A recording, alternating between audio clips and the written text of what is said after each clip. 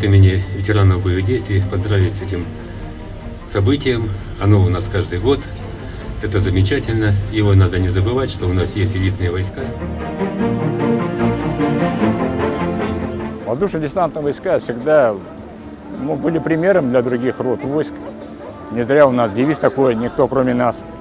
И это девиз десантники не раз подтверждали именно на полях сражений. И всегда род войск относился к элите, и всегда на них была определенная надежда и уверенность, что десантники никогда не подведут. Ну и поэтому специально в этот род войск отбор идет не такой, как сказать, непростой. Во-первых, определенные параметры здоровья должны быть соответствовать, чтобы попасть в воздушно-десантные войска. Потому что большие нагрузки физические и моральные. Для этого требуется, конечно, чтобы человек был и физически, и психологически здоров.